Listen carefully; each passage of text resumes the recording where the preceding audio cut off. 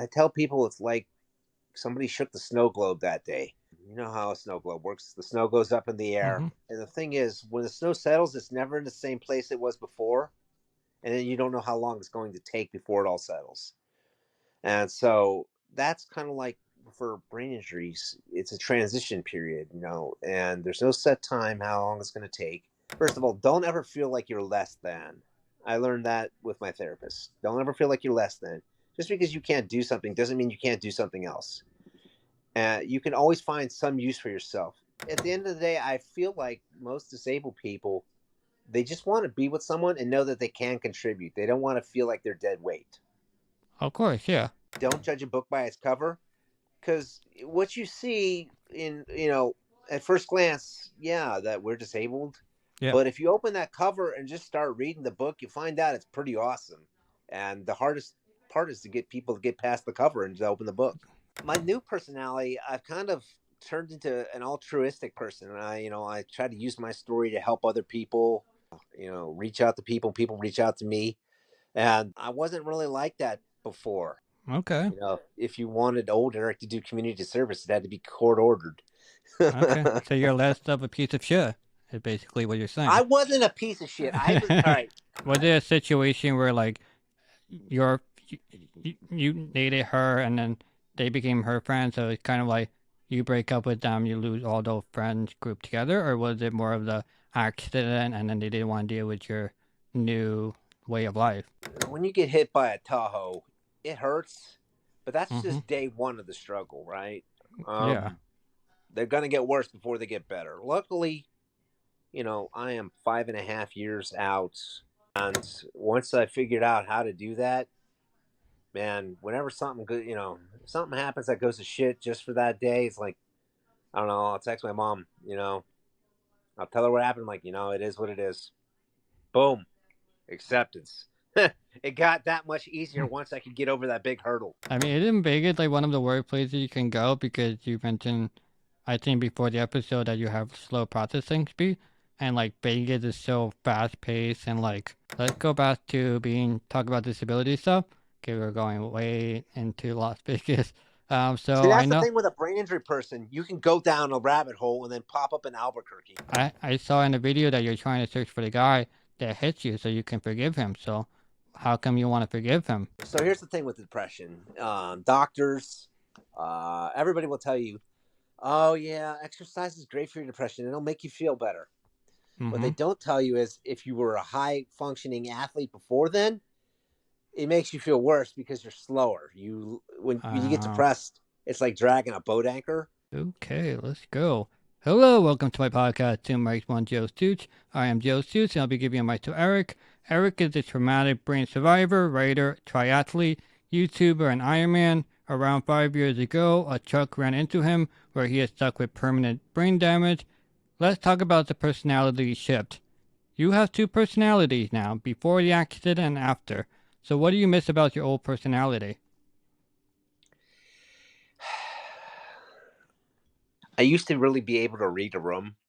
Um, I when I could figure out what people were feeling or saying, and that was acquired skill because I used to not be that good at it, and I picked it up, but I kind of lost that. I'm pretty oblivious to things now. It kind of reminds me of like autistic people. They can't read like body language or anything like that. Pretty much that kind of same kind of feel to it. But you're pretty good at like taking like vocal cues and such. Like you found out I was had a speech impediment without me mentioning anything. That was deaf.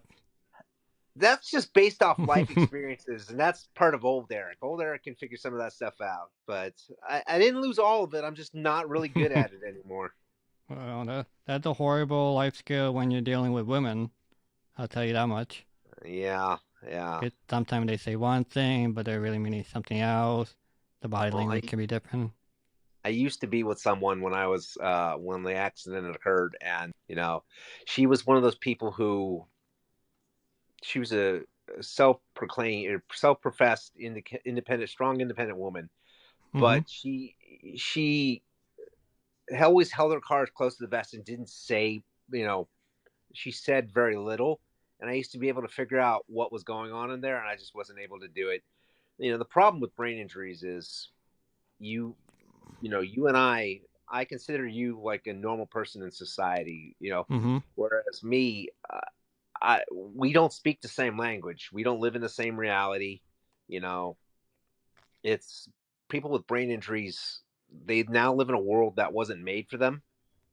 So we have to adapt to your world, but we also, when we just don't speak the same language anymore. Yeah, it's English, but we really don't. And I tell people it's like this, from the outside looking in, you don't understand it. And from the inside looking out, you can't explain it. So that's kind of the world we live in, and reading women and everything like that. It's just with normal people, they just don't understand it is how it is. And you can't explain it. Just there's a disconnect. Yeah, I don't know if you looked at my profile, but I'm severely disabled. I'm like worse than 99% of everyone on the planet. And then you No, can I also, have. yeah, I have, and the thing is, though, it's the cognitive impairment that really, when you have it all together cognitively, that's what really changes it. Now you can go there. The funny thing is, being disabled is the largest minority class and voting base out there, right? And you can mm-hmm, join it at any time. And yeah, that's so. But the funny thing is, even though we are lumped together as disabled, we're all different. Yours is different from mine, different from the next person. mm-hmm, It's like a catch-all term. yeah. It is it's pretty vague. Like you can just be like, you could just have like a foot injury and you'd be disabled for like 3 months. Yeah, like a car ran over your foot. It's a catch-all term to where we may have issues, but we're not the same. I was going to say, just like your disability, you are not part of normal society. You are not Mm-hmm. made for the world that is out there. And it's just like me. It's just we. But the thing is, with being disabled, is you either have to overcome or adapt. Those are your only two choices. Yeah, I think just like the disability community complain a lot, and they're trying to like they like kind of shift blame to everything. But I feel like if you're just mad at everything that's gonna happen, you have to go with what society's like rules are, like the invisible rule. Like, if you are away from them, you're just gonna have a bad time. It kind of like, um, if you're autistic too, you remind me of someone that had the autistic trait that like they think differently and behave differently, and they're an outcast to society. And yeah, the world is not made for them, but like, there's nothing we can really do. Okay, we are a minority group. So like, why should we cater to a minority group when it's a small number, right? You think it's a small number, but we are the largest minority group. And the thing is, it doesn't discriminate, right? Being disabled, there is no discrimination. No. You're born with it. You either acquire it, but it, it's being the largest minority group is, how do I say this? It's a mind fuck almost.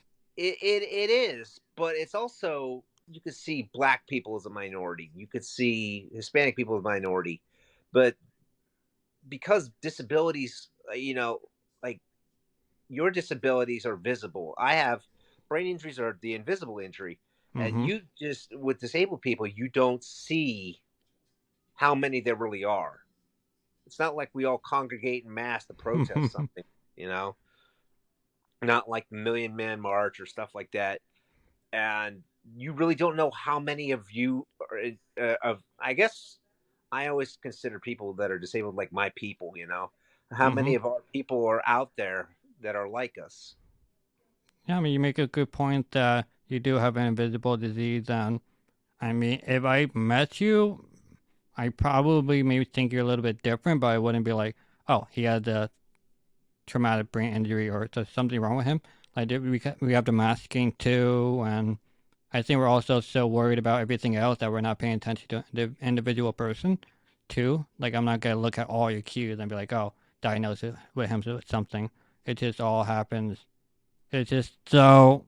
I guess the question I have is, Do you like to hang out with other people that have traumatic brain injuries, or do you just more like you're meeting whoever you come across? I don't know that many people in person. I Most of the people with traumatic brain injuries I've met through social media.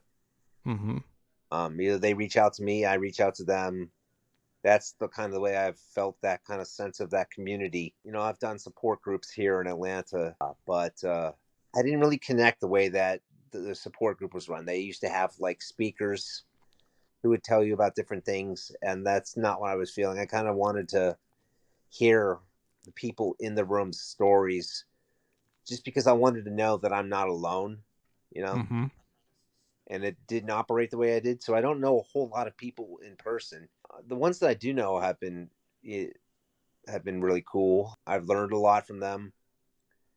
The thing is, and I'm sure you found this to be true. There's no playbook for a disabled person how they're supposed to live their lives. I thought I had everything planned out before my accident, where I would have, I had a career, I had a consistent hobby, I had a fiance, everything was rolling smooth, and then I tell people it's like somebody shook the snow globe that day.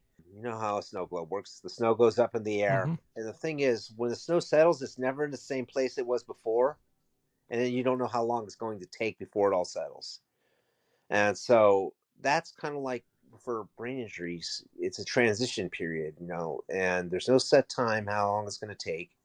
And that's when you're kind of finding yourself going through all the hard knocks and baggage you got to carry till you can kind of figure out who you're going to be going on, because you can't go back to the person you were before. It's impossible. That person, essentially, they're dead. I can never be the Eric that I was before. I can never be an architect again. I don't know if I'll ever be in a functional relationship again, because I don't. Now, can I ask you a personal question? Sure. Are you in a relationship? No, Have you been dating? I have tried, but I've never had a girlfriend before. Okay, but you've tried dating at least, right? I attempted it, but I never had anyone. I never actually went on a date, Okay. like a date So, day. okay. Now, for me, I've been on since my last relationship ended. She just didn't feel like she could be with someone who was disabled. Um, Okay. but I've been on 2 dates, and that's it. And it's been extremely hard. Once I found that once they find out that, you know, you no longer have your career, and you're disabled, you lose a lot of appeal because they just don't see like you think that you have much of a future. Yeah. There's kind of this weird movement happening with men right now where, so I don't know if you know, like, have you ever heard of like Andrew Tate before? Nothing good.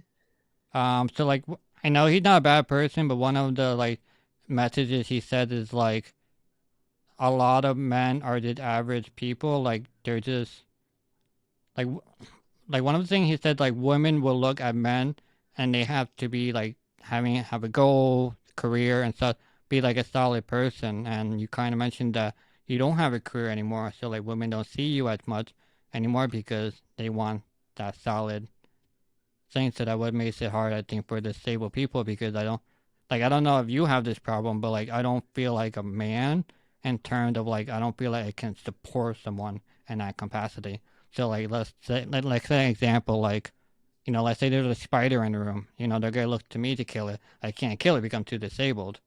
Like I don't feel like a man. I don't feel like I can fill a man's role just due to my disability. Do you feel like that in your own ways? No, and I don't think you should either. Because just because you can't fill a spider doesn't mean you can't be everything that someone needs you to be. You Mm-hmm. know, there's so much more to being a partner in a relationship when you're disabled.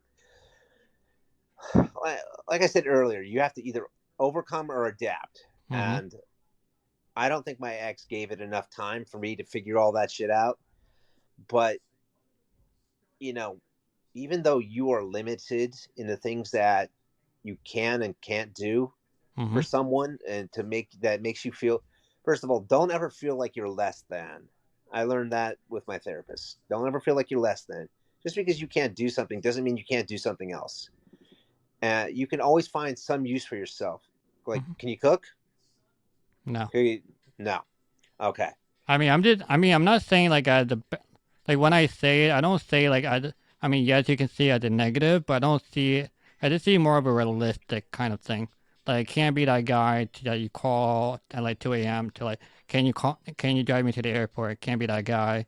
Like something like those kind of things. Like I have my limitations of what I can and cannot do, and I'm just being realistic about it too. Yeah, but I don't. You. At times, I feel like I'm seen as like damaged goods, and I hate that I feel that way sometimes. And it's a psychological thing to get over.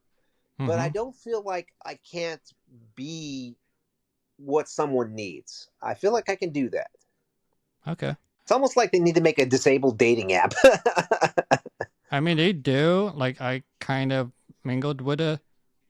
And I think it's just more, you just have to be among regular people. And if someone likes you, thinks you're cute, if you talk a little bit, like you make them laugh and shit, then yeah, they'll give you a shot at it. I think it's just, I guess, I think like the first impressions is always the hardest because if they don't know anyone that's disabled, they'd already get assume so much about you. And so I get that aspect. So maybe like the second and third day would be a lot better. But yeah, I think like to me, I just feel it's hard to see net negative where it's negative, but like I know what I bring to the table. Like I know I bring a lot of good things, but I also know I bring a lot of bad things. And like a regular person could fulfill all many needs more than I can, which is really unfortunate.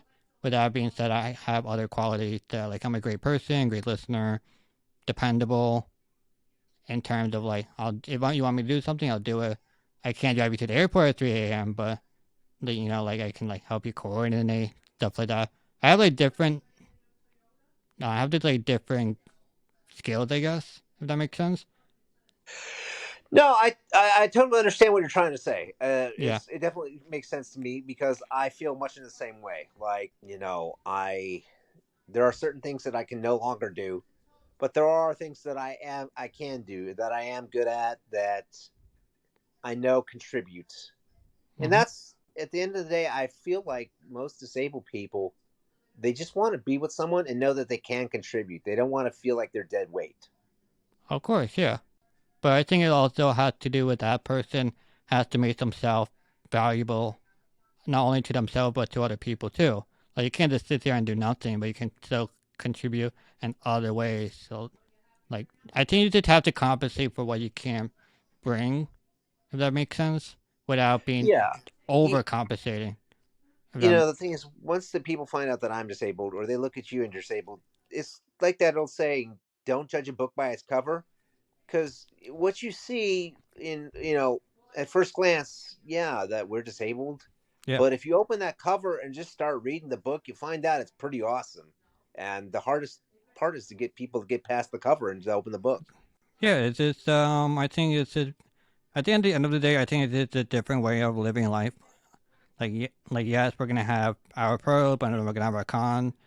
But if you meet the right person, they're gonna help you with your weaknesses, or we can like to kill the spider. I'll call Eric and he'll come kill the spider for me. Yeah, I can lift the couch. I'm good at moving furniture. There you go. Yeah. So let us. So we talked about like what you miss about your old personality. So like, what do you love about your new personality? That's a good one, right? So, my new personality, I've kind of turned into an altruistic person. I try to use my story to help other people. Reach out to people. People reach out to me, and I wasn't really like that before. Okay.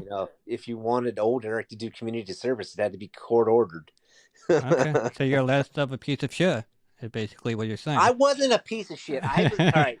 I've always been the person that would give you the shirt off their back, but I wouldn't go to like. I was never a community service type person where I would do volunteer work. I would do anything for a friend. I like when I say give you the shirt off. Have you ever seen the movie The Town? Right? Do you No. remember that? It's got Ben Affleck in it where he was robbing banks, in Boston with his buddies. It called the town? The movie's called The Town. No, but let me look it up. I'm a It's from huge movie watcher. 2010.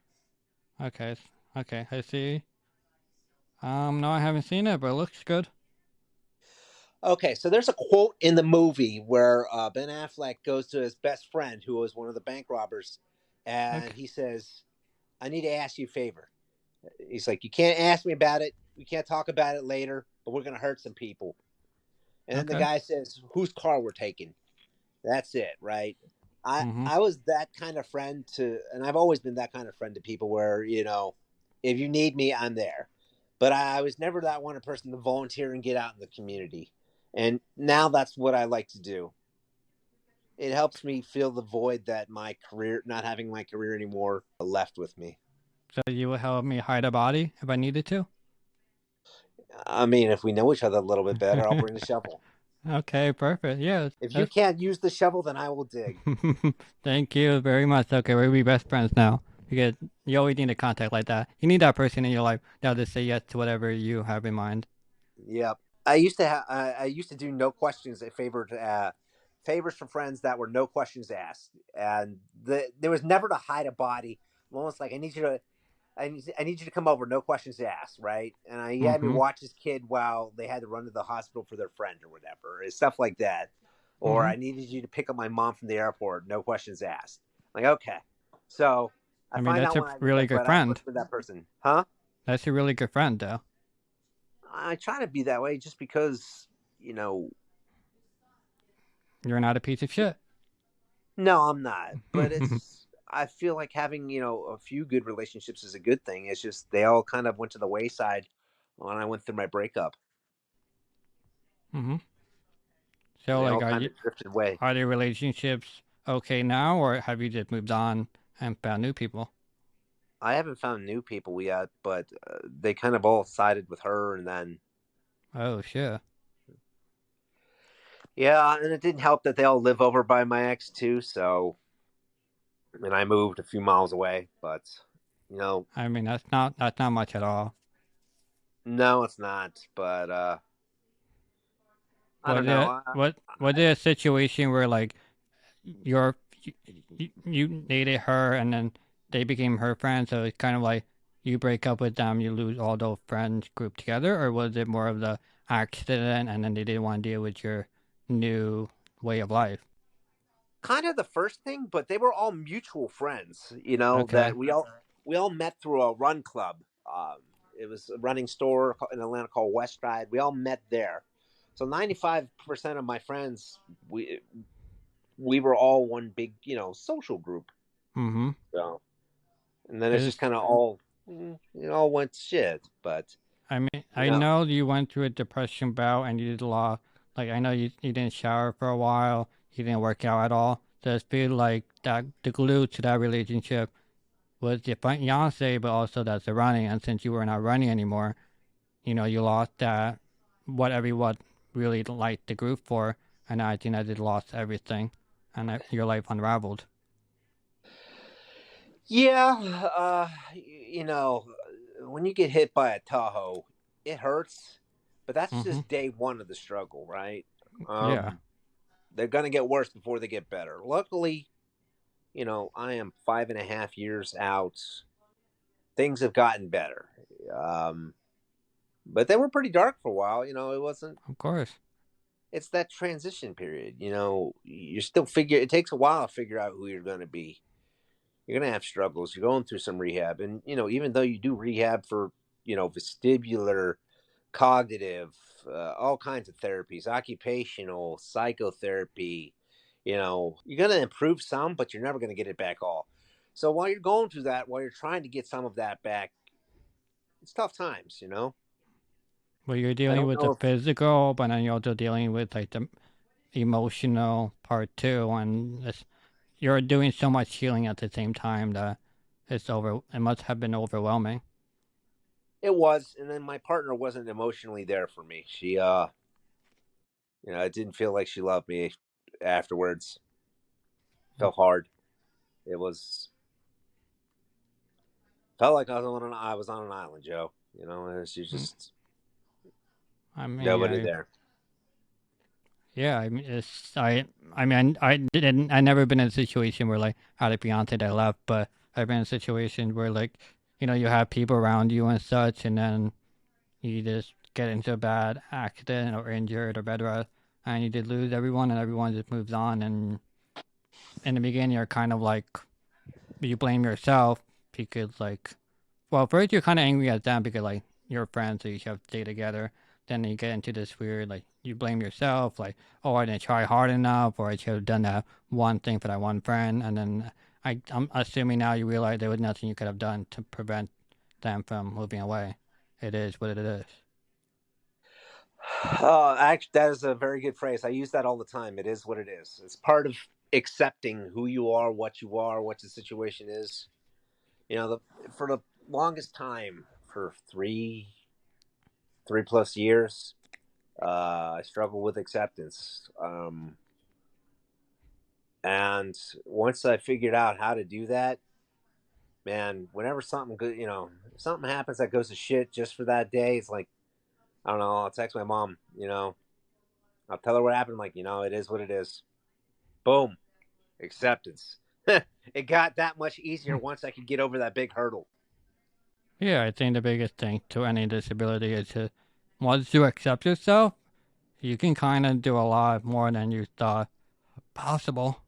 But let's talk vulnerability because you mentioned before that you dated someone and you broke up, and then since then you have difficulty being vulnerable, so you don't get hurt. So are you okay being vulnerable with me? I You know what? It's different. First of all, I mean, obviously you saw my YouTube channel, so my entire life, story yeah, post TBI is. I almost watched every episode. I liked each one. Well, thank you. I hope that other people who are disabled, even if you don't have a brain injury, I think there's some value in there for other people, at least for caretakers of disabled people.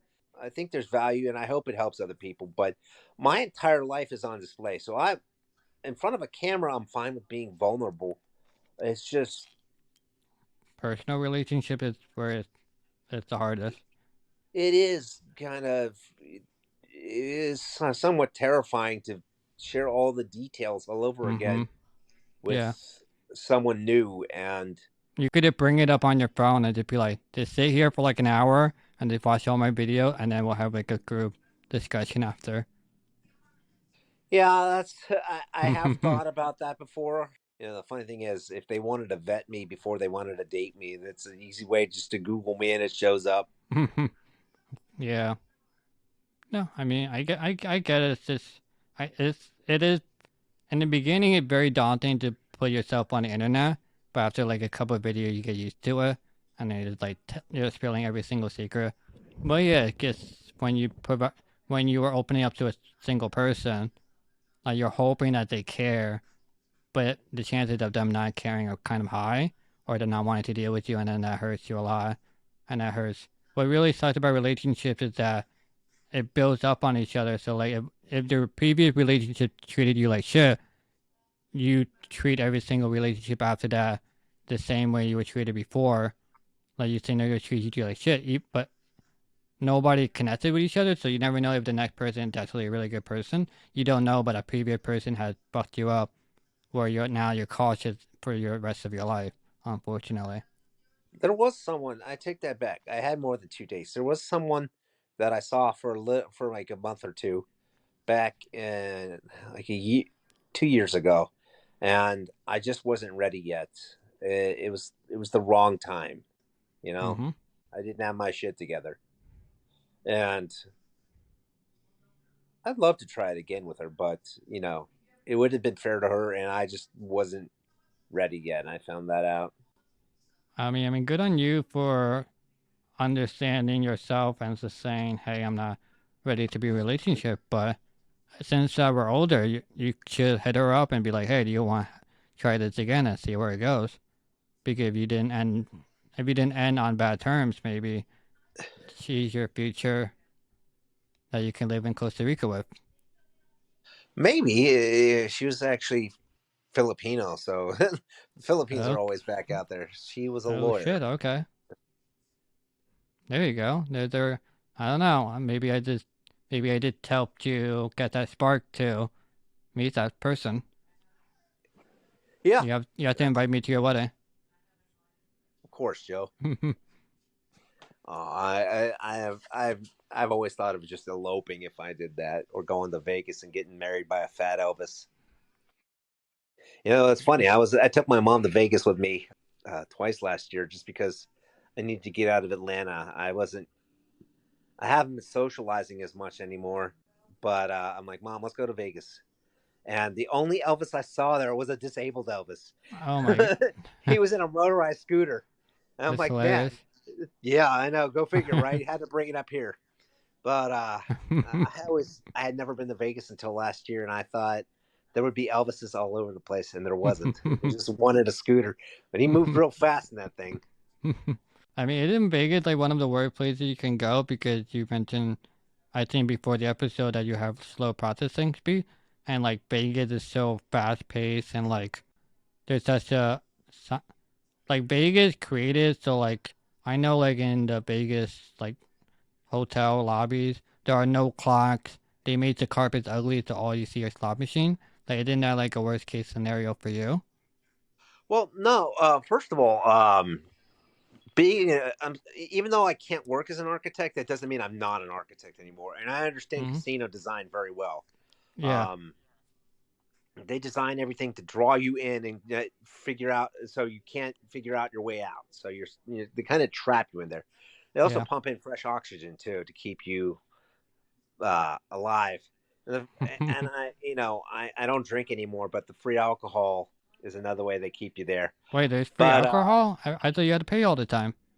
no, it's free. You just tip the waitress. Shit, really? Yeah, Oh, shit, I had no idea. Okay. yeah. When you're gambling, it's all free. The cocktail waitress comes around, asks, "Does anybody want drinks?" My mom would say, "Can I get a cranberry and vodka?" Which I don't know if she realizes that's just a Cosmo.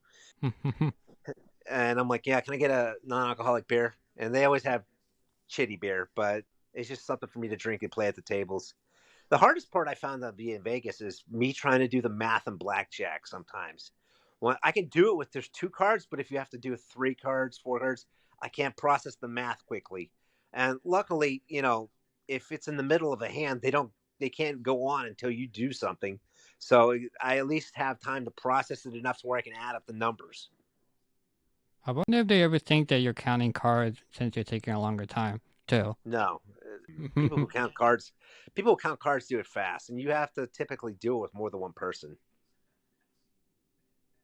I haven't thought of having the second person, but I just think if you're just looking at the card and like, I did imagine you looking at the card like really intensely and try to like add the numbers. Like I know you're traumatic brain injury, but like the person dealing the card doesn't know, so they just see you staring intensely, like they could think you're cheating in some capacity.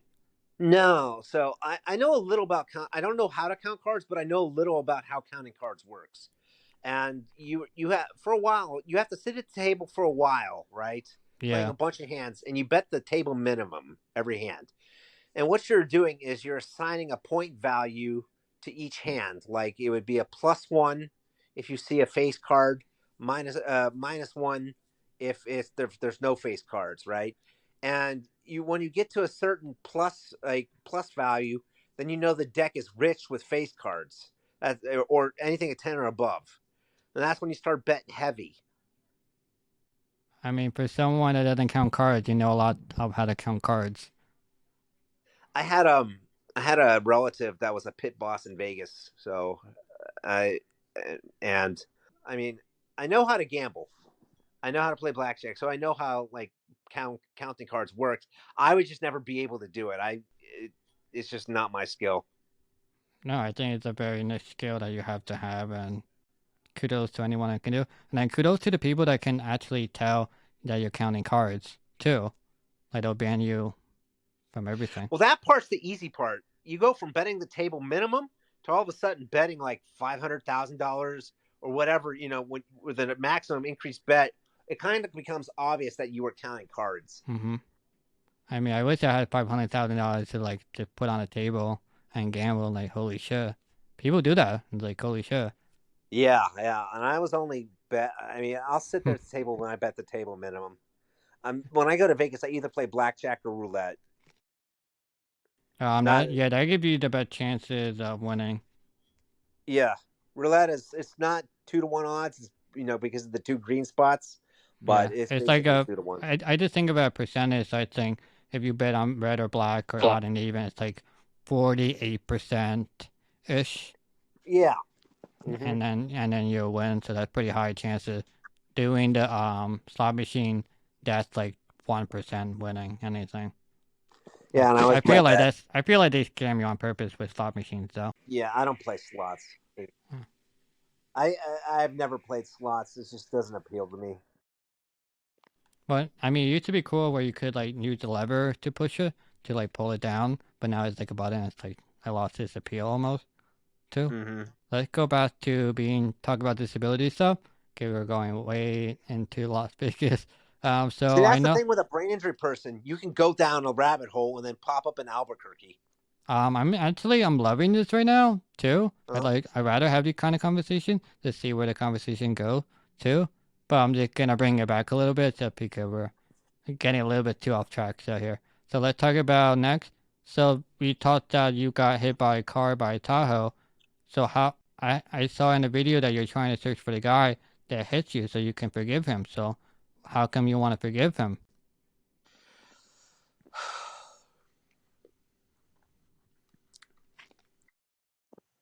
I feel like I need to move on, I guess. Wait, first before we talk about your answer, was it an accident or was it on purpose? Kind of Or do you there's know? neither. I'm gonna go with door number 3. Uh Okay. it was neglect. Huh. Okay. The guy said he was blinded by the traffic light, which is complete bullshit. But his lawyers probably instructed him to say that. Everybody knows it's bullshit. I know it's bullshit. Everybody in the room knows it's bullshit. He was driving like a 2005 Tahoe, which was before in dash navigation and everything. So more than light, and he was when he hit me, he said, "I'm sorry, I'm lost. I don't know where I am right now." And it was more than likely he was looking down at his lap at his phone when he was making the turn. Okay. So it, So it, it the was it was a so the distracted driver. I don't consider that so an why do you want to accident. forgive him though? Since it was clearly horrible decision though. He didn't like commit him. How come you want to forgive him though? I think he. I don't know. I don't know if it keeps him up at night. I don't know if he never thought about it again after that. I don't know if it ever crosses his mind anymore. I think that I should forgive him just because, over time, I don't know if I even, more of my, I guess, my peace of mind to move on. Okay. I don't forgive my ex, though, and I'm never going to. Yeah, I'm just kind of surprised you want to forgive him because I wouldn't be like I would be like fuck you. Whereas I want to pay out. Like you affected the rest of my life in a negative way. I lost so much. Like give me something for my troubles. Well, they did give me something for my troubles, but, unfortunately, nothing happened to him. Like, he didn't even get fired from his job because he worked for a union shop. So, Ooh, so they yeah, I mean, definitely the don't want a union lawsuit. protected him. Huh? They definitely didn't want a lawsuit. Yeah. If you're going against the So, union, yeah, so the union prevented him from getting fired for hitting me. So, yeah, damn. I mean, nothing ever happened to him. All he had to do was pay a fine for failure to yield because it's not assaults because I wasn't a pedestrian. I was a cyclist. We're considered motorist. I'm considered a vehicle. Really? Yeah. Shit, that's just weird logic. I mean, when you think about it, yeah, I'm not walking. I'm on a bike. I have to follow the rules of the road. So It makes sense. It just sucks because, like, I think he should have been punished for it. Oh, hell yeah. Yeah, some repercussions. Jesus. Damn. Well, I'm sorry that you had to go through that. I don't know if it's for the better or for the worse, but it definitely changed my life trajectory. So, On your social media page, you have a lot of Ironman and being a pro athlete, so let's talk about that. So I assuming you were a pro athlete before the accident, and did you just resume after the accident out of your depression, or is this a new Eric that we're talking about? well, I was never a pro. I was pretty good, better than average, but I was never close to being a pro. So this is my hobby, and I just happen to do it a lot and race a lot. I'm not as good as I used to be. I lost, you know how they say, like you lost a step. I'm slower now, and I just accept that, and I just try to enjoy the races. The funny thing about being a triathlete is it takes you to places that you never thought you would go before because I've went to all these towns, some small, some medium, and I find stuff to do in all of them. It's an interesting experience, but I guess it's fun in that way that I get to see the U.S. and I'm going to Germany for a race too, so I get to see Bavaria. Damn, that must But be beautiful. we'll find out, man. It's in June, so it's an Ironman distance race. No, I mean But it sounds like a very unique experience that you can really never get unless you do an Ironman. well, this one is particularly special because it's the largest Ironman on this planet. The most triathletes participating, the most spectators. Hmm. It's definitely an experience. Well, do you feel like you have an edge since you seem to like you have no fear at this point? You just go, go, go. I do just because I have no fear doesn't mean I don't feel pain, and there is a certain degree of suffering that you will do in an Ironman. So I am used to that, but it's going to take me like 12 hours to do. So it's a long day. It's not for everybody, but you know, whether you're fully able-bodied, I mean, even you, Joe, can do an Ironman. No, Can you walk? no. You can still do an Ironman. I mean, I can't even wheel myself, but If you can do a hand cycle or you can do a wheelchair, one or the other, then you can do an Ironman. I'll keep that in mind. But okay. But would the old Eric be doing Ironman too, or is it the new Eric doing these things? Old Eric would be. It's just the way I go about things has changed. No, I like take one before I came into the interview and was just doing research. I wondered that when you do the Ironman, if your brain functioning is not well, that you accept it without thinking about the consequences. And when you're halfway through the race, you're like, oh shit, oh shit, oh shit. But like you're committed to it, that you just go through the whole motions of it. I And then that, haven't done an Ironman. I haven't done an Ironman since before I got hit. It's been 6 years since I've done an Ironman and oh, I because got it's hit. your first one. This is my first full distance race. I've done half Ironman since then, and it's like I don't know if I bit off more than I can chew, but I've only come out to do this one just because the race is called Challenge Roth, and because it's the big stage, I didn't want to quit triathlon without saying I did something big. Well, is it something that you think you can do? Like, have you done like a mini version of it, or have you tried done it just to see if you could do it, or are you just gonna just do Oh, the race? you don't just show up and do them. I mean, there's a certain amount of training that goes involved. Like Ironman, you got a 112-mile bike, and it is 2.4 mile swim, 112-mile bike, and a 26.2 mile run. You work your way up there. Yeah. Throughout the week, you're training. On your weekends, you got long rides, long runs. In like 2 months, I'll be up to doing 100-mile rides, and then right off the bike, I'll do like a 10-mile run. So what? That's So what's the easiest of the three? Swimming, running, or bicycling? swimming. I came into the sport as a swimmer. Okay. swimming is the easiest or the hardest? Easiest for me. Running is the hardest. I'm just not a runner. I picked up cycling pretty easy. I know a lot of people that do run, they just don't like running just because it's just really boring to do. You're you're not really like running that fast. You're more like jogging, and you can't really see anything. At least like bicycling, you can kind of keep. I don't know. I think there's more appeal to it if that makes sense. Bicycling is just very boring. You know what? Endurance sports is not meant to be exciting. This isn't like watching pro football where Hmm. you got action every play. Yeah.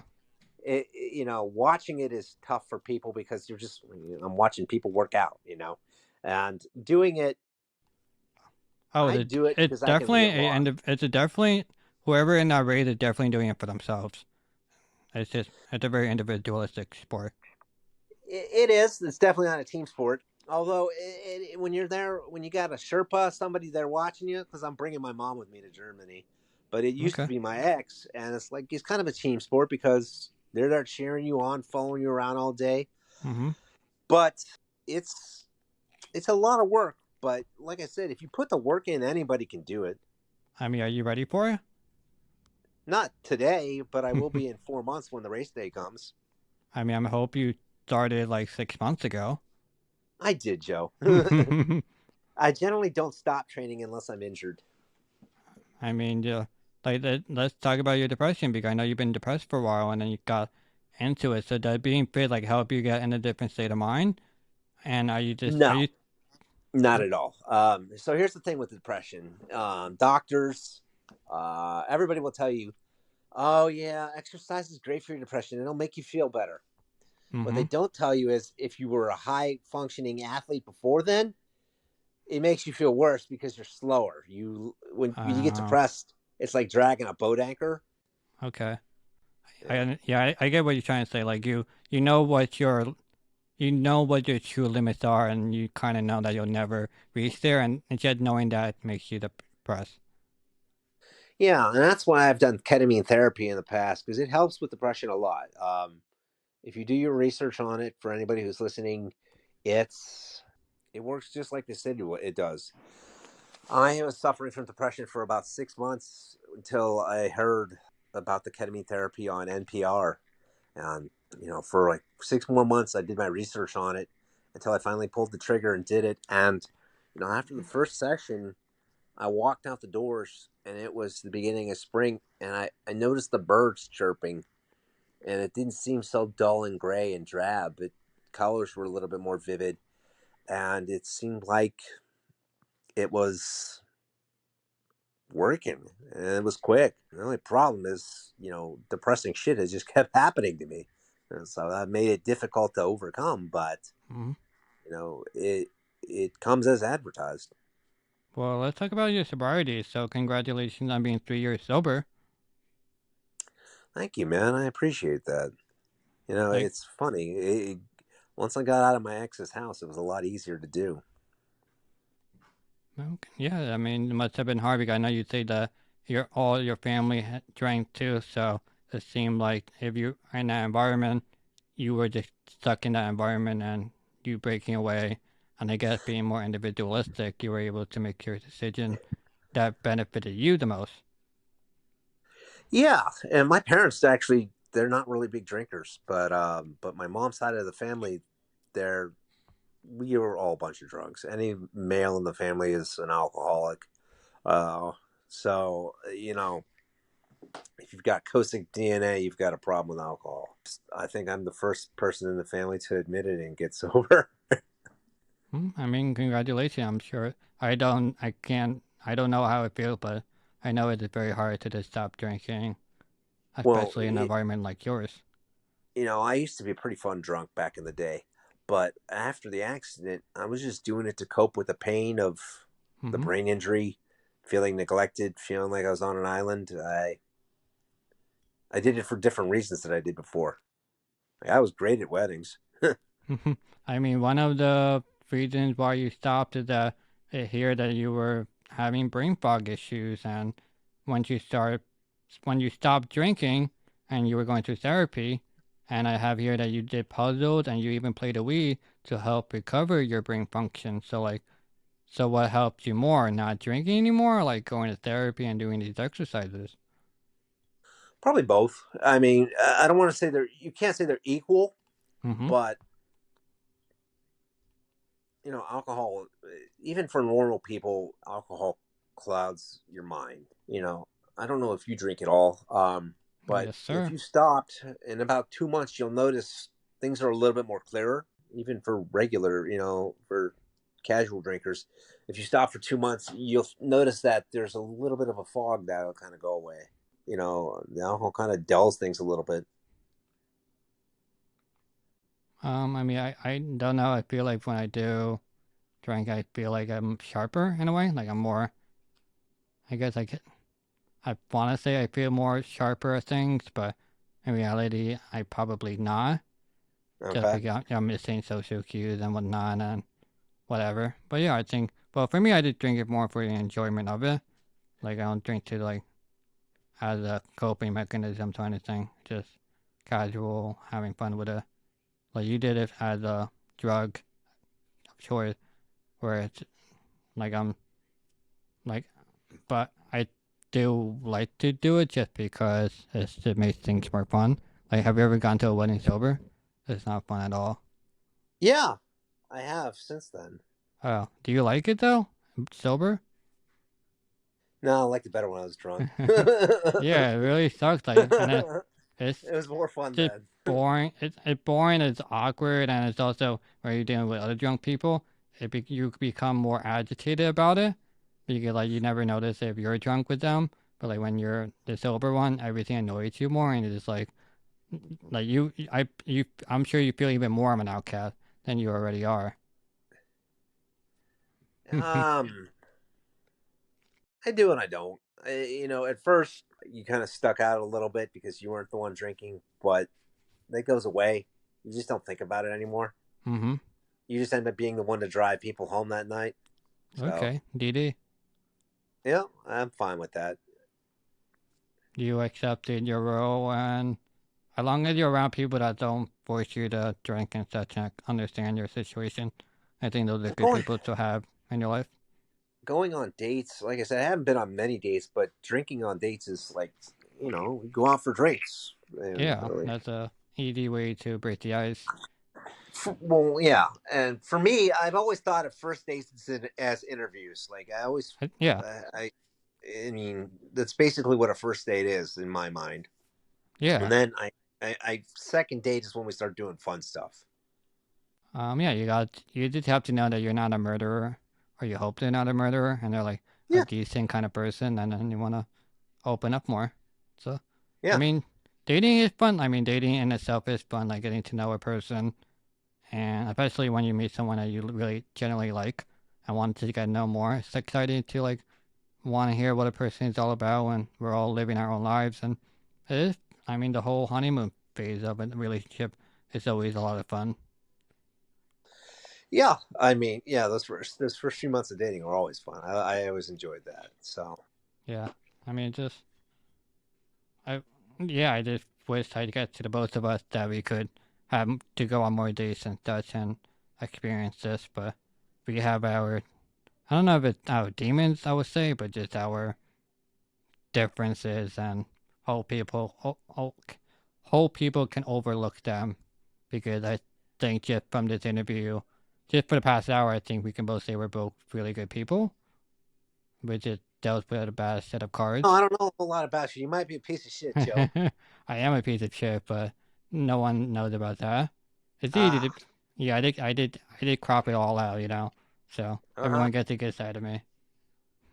You seem like a genuinely good-hearted person, amigo. Yeah, I think I'm a good person. Yeah, I think it's a little difficult when you have a disability and not just to be a realistic person. Just like that person next to me can do a lot of physical things, and I think it's from a first impression that's really attractive to people, and I get it.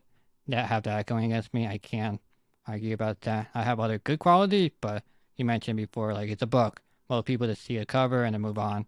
But if you read a couple pages, then that's where I'll really shine. But that that's kind of the reality is the world we live in, unfortunately, and I have to I just have to say what you say. Did, and that's how it goes. Yeah, and I don't know. I mean, I'm 5.5 years into being disabled now. It's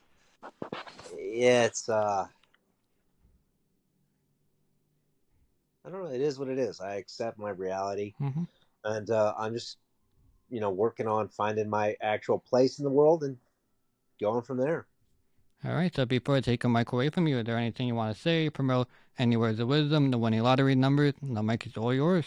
Yeah, I guess for just if you're a caretaker of a disabled person, don't think of them as less than, Hmm. uh, because we want to be thought of as an equal. We don't want Hmm. to be viewed as damaged. We just aren't able to do some things, and we we might not be able to explain everything that's going on with us, but we mean well, and I you think know, this. I think the word you're trying to find is feel included. yeah, yeah.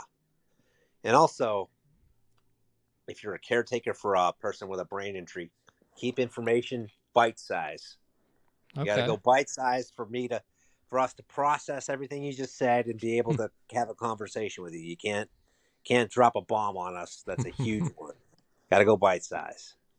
All right. Right. That's a great way to end this. So thank you so much, Eric, for giving me your time and expertise. Thank you, everyone, for listening and watching. I'll see everyone next time. Bye.